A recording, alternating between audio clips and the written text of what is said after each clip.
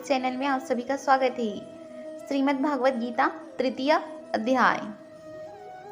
अर्जुन बोले, हे जनार्दन, यदि कर्म से ज्ञान श्रेष्ठ है तो फिर मुझे कर्म में क्यों लगाते हैं? आपके ये वचन मुझे भ्रमित कर रहे हैं, अतः मुझ कल्याणकारी निश्चित मार्ग बताइए।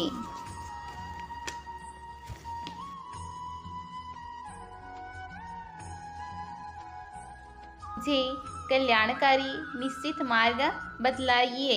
श्री भगवान बोले, हे निष्पाप, इस श्लोक में साधन की दो परिपक्व अवस्थाएं अर्थात निष्ठाएं हैं। ज्ञानी ज्ञान योग से और योगी कर्म योग से इन्हें पाते हैं। फिर भी कर्म करना आवश्यक है, क्योंकि कर्म तो त्याग कर इनमें से किसी को प्राप्त नहीं किया जा सकता। कोई भी मनुष्य क्षण मात्र भी कर्म के बिना नहीं रह सकता, क्योंकि सभी प्राणी प्रकृति द्वारा कर्म करने के लिए बाध्य हैं। जो मनुष्य समस्त इंद्रियों को हठपूर्वक कार्य करने से रोककर मन में विषय का चिंतन करता रहता है, वह मिथ्याचारी है। परंतु जो मनुष्य इंद्रियों को वश में करके अनासक्त हुआ कर्मयोग का आचरण करता है, वही श्रेष्ठ है। इसलिए तू शास्त्र विहित कर्तव्य कर्म कर, क्योंकि कर्म न करने से कर्म करना श्रेष्ठ है तथा कर्म न करने से शरीर का निर्वाह भी नहीं होता। जिस प्रकार यज्ञ ईश्वर के निमित्त होता है, उसी प्रकार तू आसक्ति से रहित होकर भली भांति कर्तव्य कर्म कर, यही तेरा धर्म है।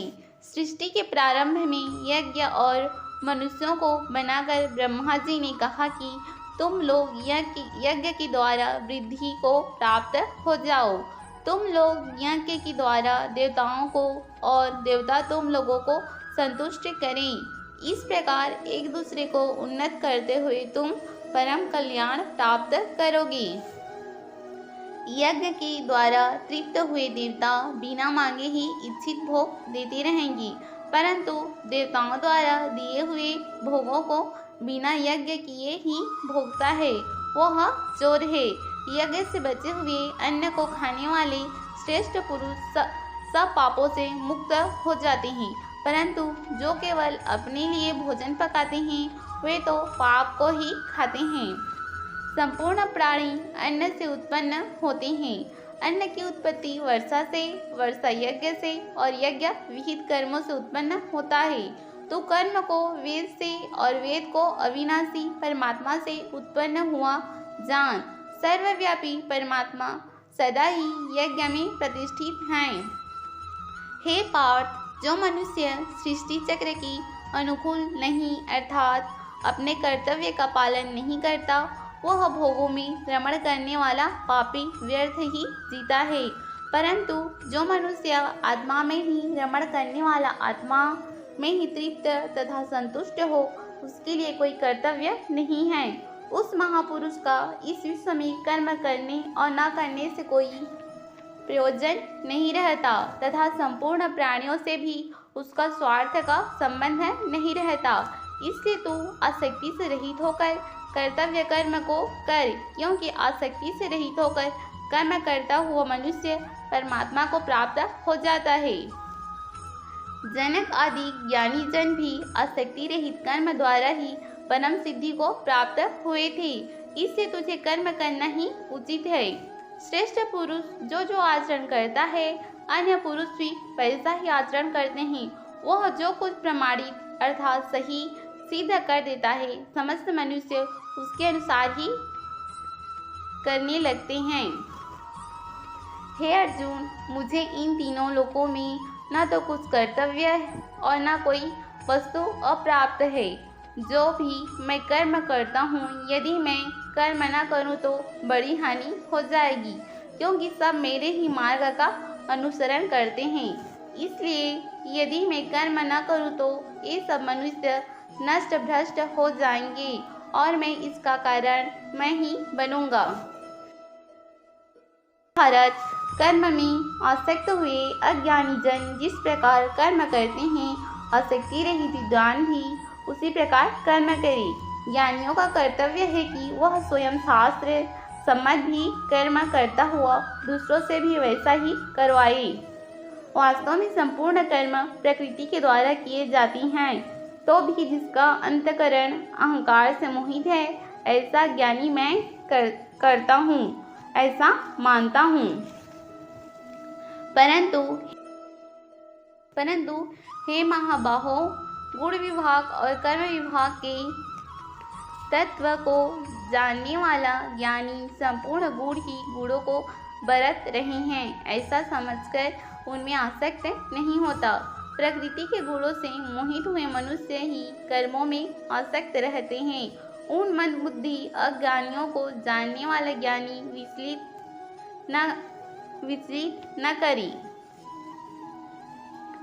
हे अर्जुन, मुझ अंतर्यामी परमात्मा में चित्त लगाकर और संपूर्ण कर्म को मुझ में अर्पण करके आसक्ति, ममता और संताप से रहित होकर अपना कर्म अर्थात युद्ध कर।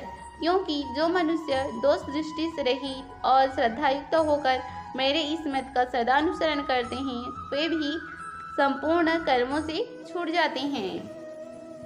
परंतु जो मनुष्य मुझसे दोषारोपण करते हुए मेरे इस मत के अनुसार नहीं चलते, उन मूर्खों को तू संपूर्ण ज्ञानों से रहित और नष्ट हुए ही समझ। सभी प्राणी प्रकृति से वशीभूत होकर कर्म करते हैं। ज्ञानवान भी अपनी प्रकृति के अनुसार चेष्टा करता है, फिर इसमें किसी का हट क्या करेगा।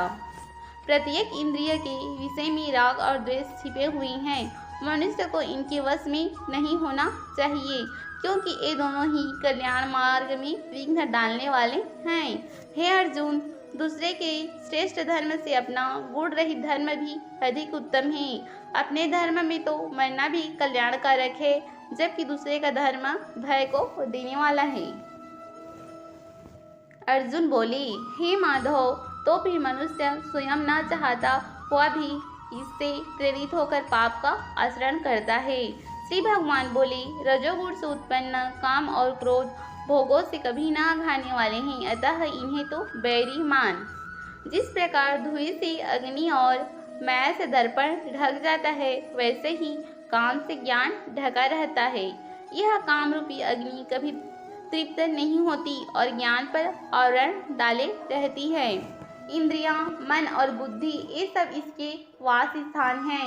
इनके द्वारा ही कर्म ज्ञान को आच्छादित करके जीवात्मा को मोहित रखता है।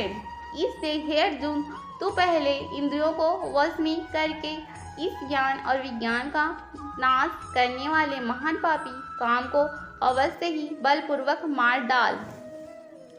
इस शरीर से इंद्रियां, इंद्रियों से मन और मन से बुद्धि सूक्ष्म है, परंतु आत्मा इन सब से सूक्ष्म होते हुए भी सबसे श्रेष्ठ और बलवान है।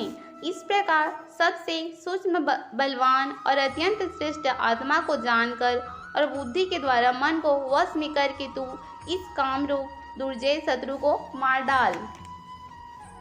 तृतीय अध्याय समाप्त।